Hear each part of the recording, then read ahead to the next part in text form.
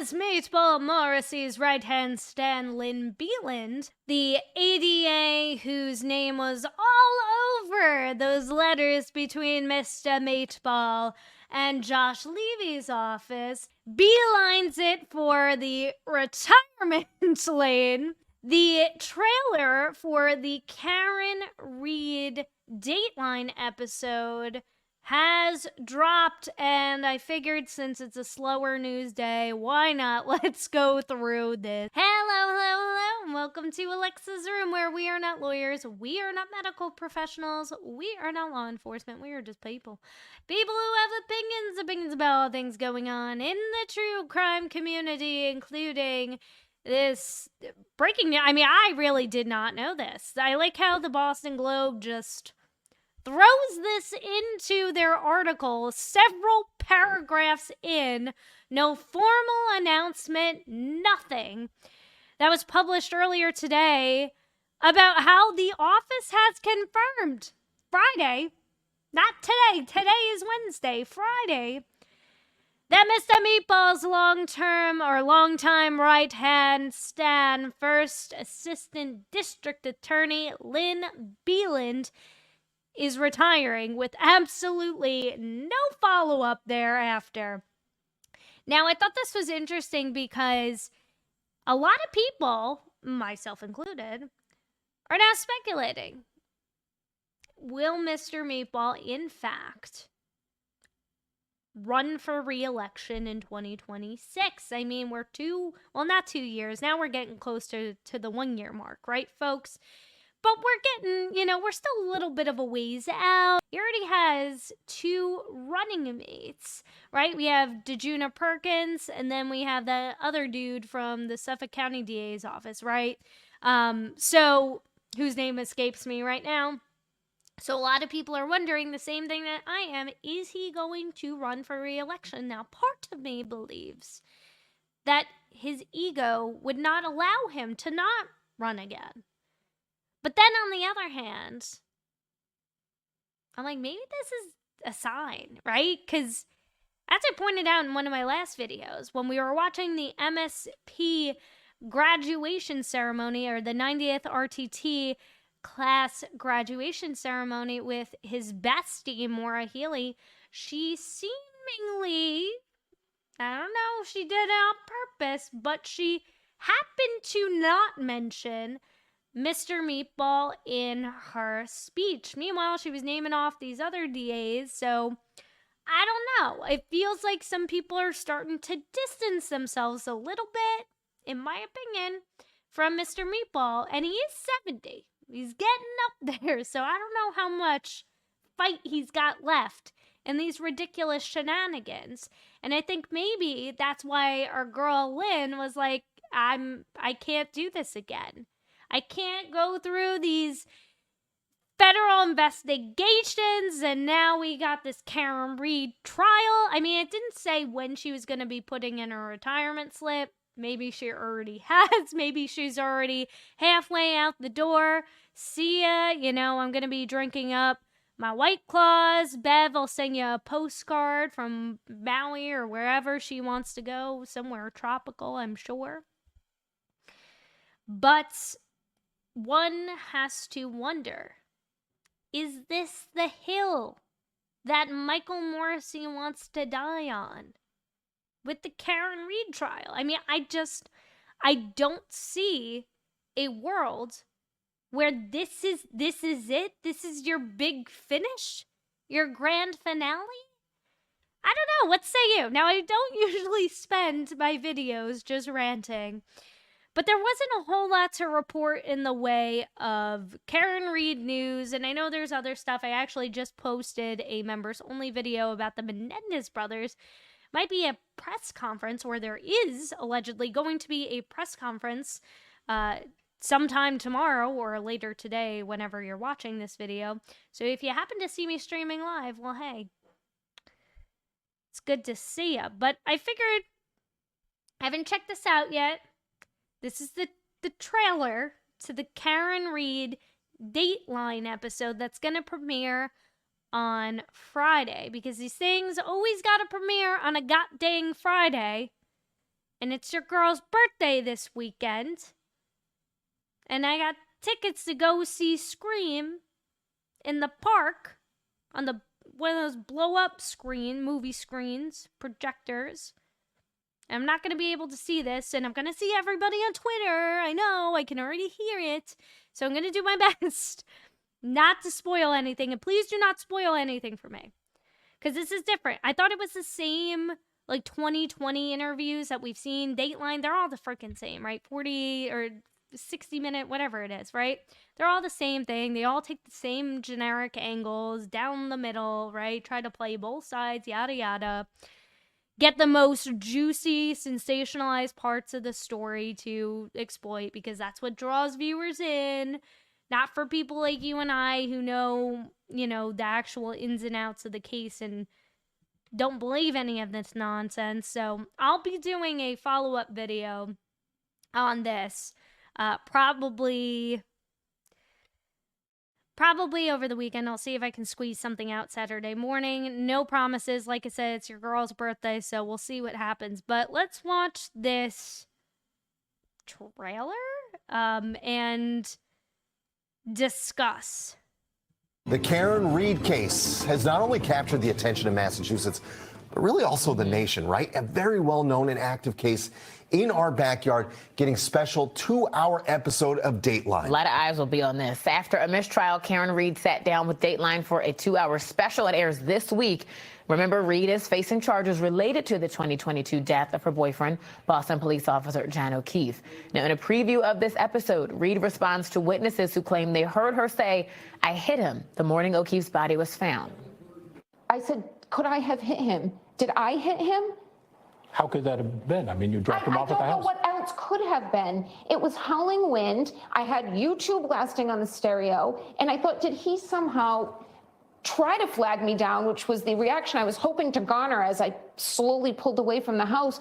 Did he come out and maybe trip or bend over to pick up his cell phone, and I ran over his foot, and then he passed out drunk? I mean, I didn't think I hit him, but could I have clipped him?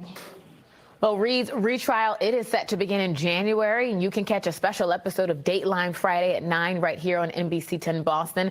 Ahead of that special episode, join us on Canton Confidential, the Karen Reed murder trial. We will have all the latest information, get you caught up. That starts at 7 on Friday ahead of that Dateline episode. Oh boy, and we gotta tune in and see what Miss Sue O'Connell's gonna say about all of that following that. So it was less of a trailer. I thought it was like a trailer. I saw a bunch of people take that clip all over Twitter and get crazy and like, oh my God, see, she hit him, which is just absolute nonsense. I mean, just even looking at that, I mean, it seems like a woman who was literally trying to piece together this series of events from the night before. And again, it's no secret she was drinking. It's no secret that any of them were drinking. They were all consuming alcohol. And again, from my own personal experiences, yeah, sometimes, especially if you're a smaller person, right? Karen is a very small person. Everybody tolerates alcohol differently. But then you also have the, hey, I'm in a panic mode in a state of shock, and I don't know what the heck happened. Like, what could have happened? And I can totally see that as a normal response to pulling up and seeing the man that you love, the man that you were just talking to a few hours ago, and now he's just unconscious in a bank of snow on the front lawn of a bunch of people you don't even really know and probably don't even really like. And you're like, what the F happened? What the F happened? Why is nobody... I was not the last person to see him. What happened? Did I do... I don't know, And this has always been my problem with people being so attached to the I hit him, or however many times Adam Lally wants to say, she said it. However many times Jen McCabe wants to say it. Right? Is that was not even the thing that the jurors held on to. That wasn't even a fleeting thought in their brain that led to their decision. No matter what side of the fence you're sitting on, whether you believe she's innocent or guilty. We can all say and all agree, because you have to, that the jurors that were interviewed by Turtle Boy had all said nobody considered or put any weight into the fact that she allegedly said, I hit him, I hit him, I hit him, I hit him. What they did put weight into was the text stream data, the non-existent text stream data that Nick Carino, as we went over in my last video, said was completely destroyed, and now it's apparently not destroyed, and there's more information that could be pulled. Which, again, if we go back to this clip, she says something interesting about what she was doing in the car while she was waiting, I guess, for John to go inside the house. Did I hit him? How could that have been? I mean, you dropped him off at the house. I don't know what else could have been. It was howling wind. I had YouTube blasting on the stereo, and I thought, did he somehow... I had YouTube blasting on the stereo. Now, again, from what we read yesterday about what the Commonwealth is now going to be sharing with the defense and entering into discovery, if she was, in fact, listening to music, that would easily be verifiable. And again, I don't think that's a smoking gun piece of evidence, but it would fall into line depending on when that music was playing, when it was turned on, was it turned off, did she change a song, right? Wouldn't that all be data that would be retrievable within this, 65 megabytes or whatever, yada yada. So I think this could actually be really huge for Team Karen Read, because, I mean, again, just picture this. John O'Keefe is in the Albert house, right? His Apple Health data is tracking him going up and down those 3 flights of stairs, right? If that happens at the same time, at or around the same time that she's playing music, whether she's in front of the Albert home or she's already on her way to One Meadows, would that not, in fact, prove consistent with her story that she was not physically anywhere near John O'Keefe and he was still moving? So I think this would be a huge piece of evidence in terms of determining timeline, at least for the defense. I don't see this as a bad thing. I don't see, and again, everybody, all the trolls want to focus on the fact that she's talking about, oh, you know, I could have tapped him, could I have run over his foot accidentally. I mean, again, this just sounds like a woman who's trying to piecemeal together what the frick happened. Though I do hope that they bake in some of the newer updates with the Sandra Birchmore case, Enrique Delgado Garcia. But who knows? Who knows? What say you? Do you think that they are going to take a fair shot or stab at the telling of this case? I mean, it is being pushed out to a bigger audience, and that's why it's important for independent creators and journalists to continue to share the facts of this case so that we aren't just relying on these major media outlets to consume our news, and we're looking at court documents and we are forming our opinions that way, no matter what side you lean on, right? It's your opinion at the end of the frickin' day. But seems like there is going to be a hearing again, and this Twitter account is usually on point. First to report a lot of stuff in regards to what's on the docket, etc. when new court filing drops. But November 6th is seemingly going to be the date. John Adams Courthouse, 1 Pemberton Square, Suite 2500, Boston, Massachusetts, 9 a.m. Oral arguments for appeal of Judge Cajones's ruling regarding the dismissal of counts 1 and 3, polling of jury. Now, this is interesting because, as I reported yesterday, and I was expecting to see a brief pop up in somewhere online, that was filed by the Commonwealth, but it was in fact not. So what happens if they don't file their brief in time to the SJC? What happens? I don't know. I'm not a lawyer, but my lawyer friends let me know, because we're in the last hour, folks, of all of this, and I just don't see, again, what is that going to do? Just delaying it further? Like trying to push it out? I don't know. I don't. But it's also in true Commonwealth fashion to be very, very, very delayed. And after the fact in their responses and handing things over. So, what say you? But in other news, and I know my nose is red because I know somebody's going to say it, it is hot in here. It's a little toasty. My nose gets a little red when I get toasty, so I'm just a little hot and bothered at the moment. But Sandra Birchmore news. So a log, this was broken out by our favorite Ted Daniel, Boston 25, love. Log confirmed strangulation expert met with ME about Sandra Birchmore's death. So a visitor log, Boston 25 investigates, our boy Ted Daniel, obtained through a public records request, shows two Massachusetts state troopers, two people from the FBI, and a federal prosecutor were among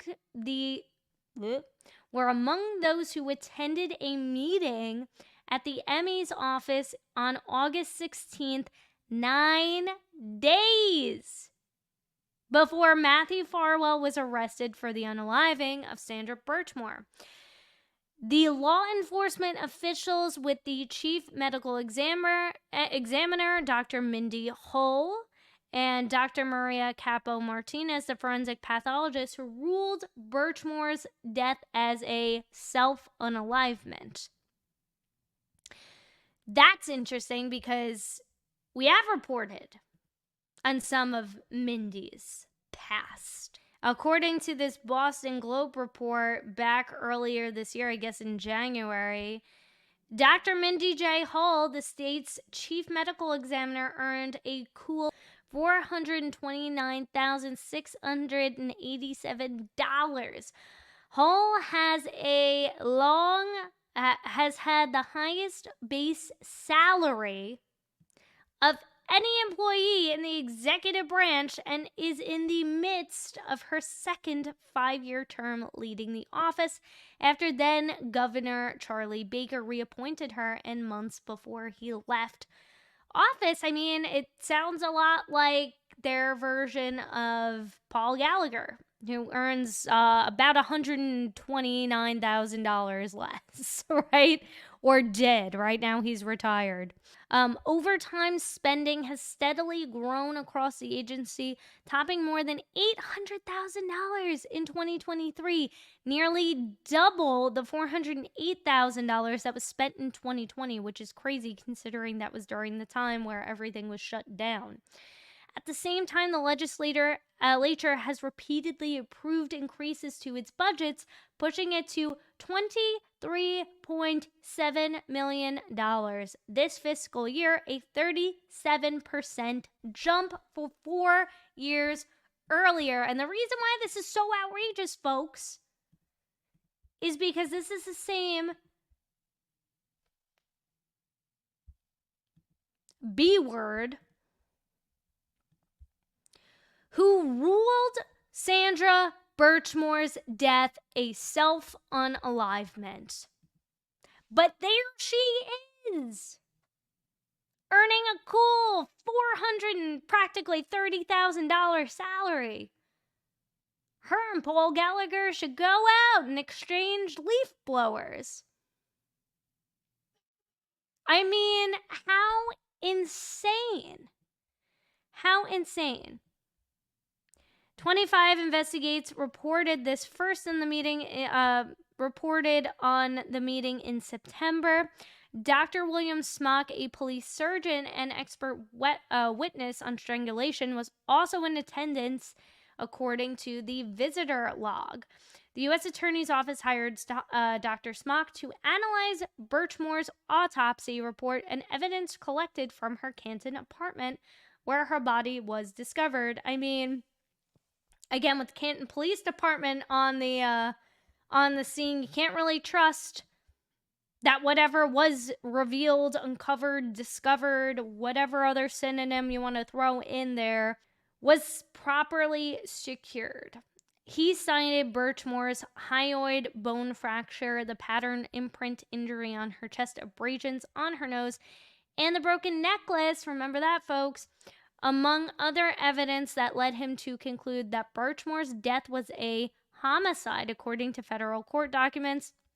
Two sources previously told investigative reporter Ted Daniel federal authorities wanted Dr. Hull to know they disagreed with the determination that Birchmore died from hanging herself because, yeah, they tried to say, oh, she did it while she was sitting down, while seemingly also doing laundry, right? And going on a shopping spree for her new baby-to-be. State police detectives oversaw the investigation when Capo Martinez made the self-unalignment determination in May of 2021. Federal court documents allege Farwell strangled Birchmore and made it appear she took her own life. Birchmore was found to be at least 8 weeks pregnant at the time of her death. She had told friends she was carrying Matthew Farwell's child, which we know. So this is the photo, the tweet from the log.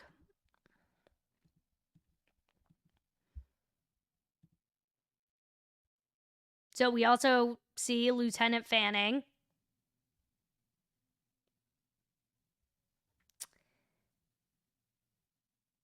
Dr. Smock, which is like the coolest name ever, by the way. Capo Martinez. Liz R. something. Michelle Gamble. Trooper Matt Don. And then, yeah, somebody from the FBI. And that's not Josh Levy. I don't know who that is. But yeah, Ted's coming in clutch with this stuff, especially with the Sandra Birchmore. I mean, this is it looks like an Apple calendar. So we shall see. But that, I mean, that's pretty cray-cray. Our head's gonna roll, though. That's the thing. Our head's going to roll. I mean, we know Matt Farwell's will, but what about these people who need to be held accountable for wrongly? I mean, it's like, was it an oopsie, or was it a, hey, we're just completely ignorant, or we're too piled up in work? Because that was actually something else that we had reported on with this medical examiner's office is Mindy Hall said her office is now completing more than 90% of its collective autopsy reports and death certificates within 90 days, meeting a long, elusive standard. So in other words, a lot, I guess they weren't moving at the speed that they were expecting, so they hire her. Under Hull's predecessor, most people under 50 who were presumed to have died from a drug overdose were autopsies, state officials said. Helped ensure that in fiscal years, because it's always about the money, 2016 and 2017 autopsies made up a slim majority of the office's caseload, even as turnaround times lagged woefully behind in the first 6 months of 2018 under Hall. However, autopsies accounted for just 38% of more than 3,100 cases the office handled. So, I mean, it seems like it could be a matter of things are moving fast. There's a lot of cases. We're doing a lot more autopsies than we were used to. But that, again, that was back in 2018. So, like, what about now? What about now? Right? So it's not Evan Gottlob is a defense attorney and former federal prosecutor who spent 7 years at the U.S. Attorney's Office in Boston. He said it's unusual for investigators to discuss cause and manner of death years after determination is made. Yeah, it is. But it's not. When you got the feds breathing down your neck. It's not customary to visit the medical examiner's office after they make a ruling on the death when it's a self-unalivement or a unalivement, unless you're preparing them for trial. But that is much longer down the road. And I mean, now we know. Federal authorities have said they collected new evidence that led them to prosecute the case as a unalivement. Gottlieb said the self-unalivement ruling would likely benefit Farwell's defense, and the ME could be called to testify for Farwell. Yeah, I could definitely see that being a thing too. Probably the most important witness, the medical examiner, saying that there was no unalivement. So I guess that's her story, and she's sticking to it. It was an accidental death caused by the victims themselves. Yeah, well, I mean, I'm sure she's doing that because she's trying to save her own cojones. A person, so they reached out to Canton Town Hall. A person who answered the phone in the Vital Records Department said Birchmore's death certificate has not been amended and lists self-unalivement as the matter of death. So that is the latest update in regards to that. But this Boston Herald article had something interesting as well too. So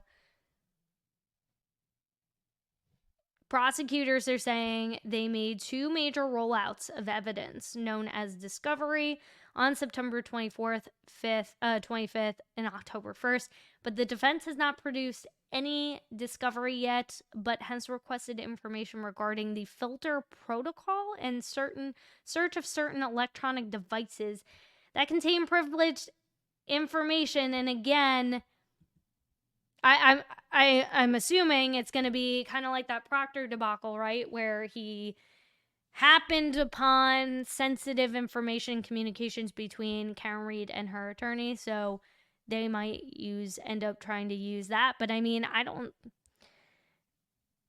this is just one complete and utter SHIT show for everybody all around. I mean, the big gun, you got to bring the big guns in, you got to bring the feds in to be the adults in the room, to actually handle the case the way it should have been handled. Go through this process that should have already been, right? I mean, this is just absolutely insane that it took this long. This long.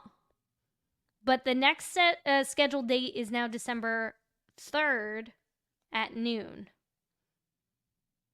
So they canceled the status conference in the case of Matthew Farwell, I think because he scheduled for Thursday. Okay, so when was this published? This was published today. So I guess this was supposed to happen this week. It got pushed out to December. Maybe because the defense needs to get their SHIT together. Who knows? But there you have it, folks. Those are all the updates I have for you today. I know it was a little bit of a mixed bag of news. Usually we focus on one topic at a time, but there was a lot in little doses. And with that being said, I will, as always, keep you up to date with all the latest going on with the Sandra Birchmore case, the Karen Reed case, and everything going on in your favorite county, Norfolk County, Massachusetts, because something just keeps on pulling me there, right? And if you enjoyed today's content, make sure you hit that subscribe button. Make sure you hit the notification bell so you don't miss the next update from me. And make sure you hit that like button because that tells the YouTube algorithm that this is newsworthy news. And it is. It is, in fact, newsworthy news. Hopefully, the more people, the more media attention. I mean, now we at least have Ted Daniel, who's kind of mainstream. He's like the one